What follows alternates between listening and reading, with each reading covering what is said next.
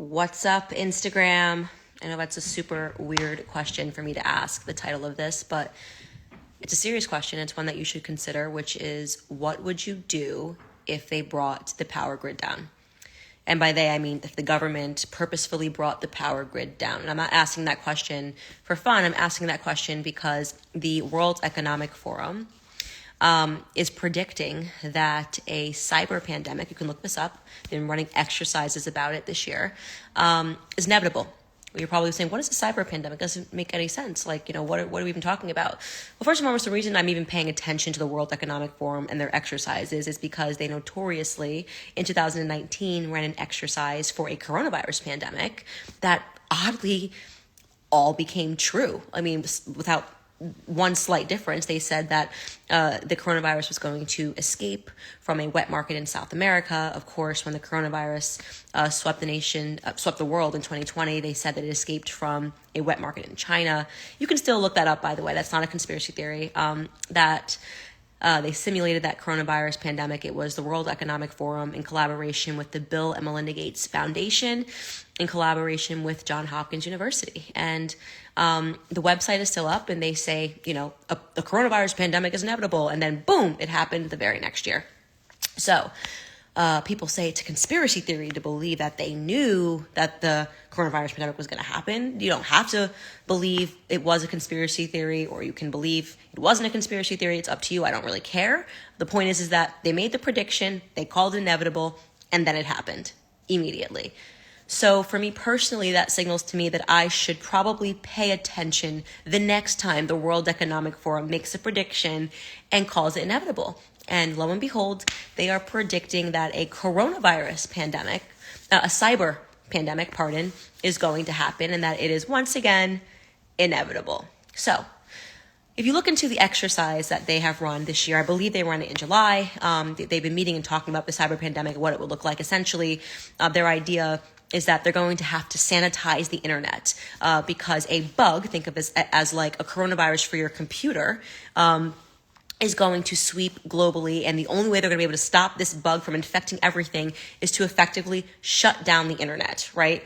And they were talking about bringing down the power grid in an effort to do this. So imagine the government bringing down the power grid, and you would not have access to anything that required an electrical charge. If this sounds crazy, dystopian, and like a nightmare to you, first and foremost, this happens in other countries, right? Obviously, in Cuba, when the government needs to stop people from communicating, they just bring down the power grid, right? When the uprisings were happening in Cuba, I believe that was earlier this year. Coronavirus time feels like, I don't know if it was the end of last year or early this year. They just brought down the entire electrical grid.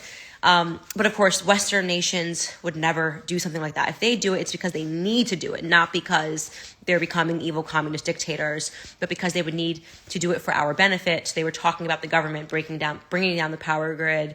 And until they come up with a vaccine, I'm not kidding, this is their words, not mine, a vaccine of sorts for the internet, where they would be able to cleanse it and purge it of all of these things that are making it vulnerable. Among those things, they brought up Bitcoin, which is so funny. That one thing that the government can't get a handle on, that is representing a threat to them and the financial markets, their control of the financial markets, would be Bitcoin. And suddenly, in running the simulation, they realized that Bitcoin, could potentially be a problem. If you think I'm kidding, you can look this up. It is called a cyber pandemic.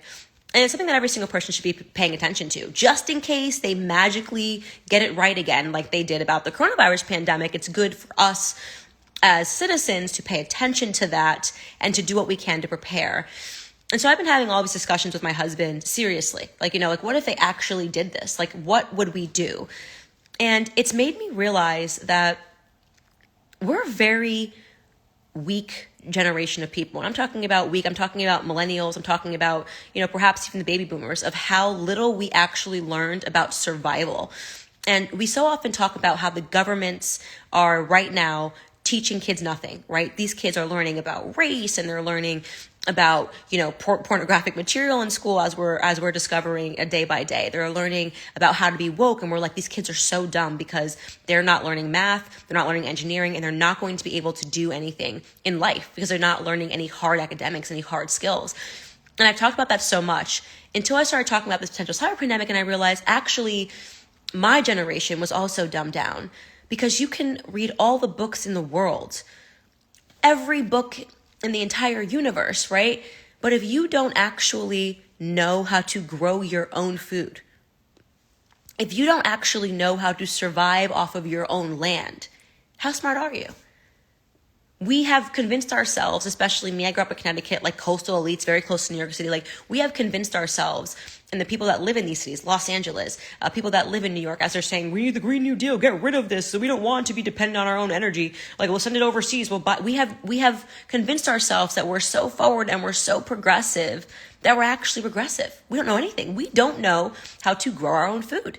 The majority of us know how to grow our food. I have made it my entire initiative since moving to Tennessee is for my husband and I to be able to do everything by ourselves. Fortunately for me, my husband is a hunter. So you can take your picket signs and take them somewhere else, because I don't care. My husband hunts. Good. That means that we know how to survive a little bit if we're in the wild, right? He's hunted his entire life. I said to my husband, I need to learn how to grow vegetables. Like, this is the most important thing. I need to be able to learn how to grow vegetables. We're going to get some chickens. Like, I never thought I would say this. Like, we're going to be getting chickens next year because I want to be able to know that we have food on our own property. I do not want to be a dependent. So for so long, I had in my head that if you're not on welfare, right, then you're not government dependent, but that is so wrong, right? If you don't know how to survive, if you do not know how to grow your own food, if you don't know how to make a fire, I mean, think about everything you would have to know if the power grid went down, right? If you don't have a generator, if you don't have solar panels, I mean, I'm just spitting here, but like, think about all of the things. Actually imagine your life if the power grid was taken down. Like, imagine how many things you'd have to know, right? And then I was saying to my cousin earlier, I was saying how weird it is every time if I have a question about something, even if I'm working on a recipe, I'm like, oh my God, what is the ingredient for this again? And I Google it. Everything you have to Google, you don't actually know. You're relying on the internet to tell you something that you don't actually have stored in your own brain, right? So we're so convinced that we're so forward and we're so progressive because we can get an answer fired back at us in a couple of seconds. But in reality, we don't know anything. If you have to ask Google, you don't possess the information within your own mind. So I said to my husband and I said to my cousin, like, I want to start buying books, right? The recipes are no good if they're online, right? The knowledge of how to grow your own plants is no good if you're looking it up online. I want copies of hard books. I want the books and the knowledge in my house, even chemistry, basic chemistry, and basic means of taking care of yourself. Like, what do you actually know about colloidal silver? What do you know about how to treat something, what your body actually needs? All of these things that we thought were so backwards and that big pharma saved the day because we can just go get a prescription. Well, what if you needed to create your own prescription? What do you actually know about how to survive by yourself? What do you know that you can take that will make you better? If you get a burn, if you get sick, what are the things that actually help you in your own household? What can you have? What can you possess that will make you better?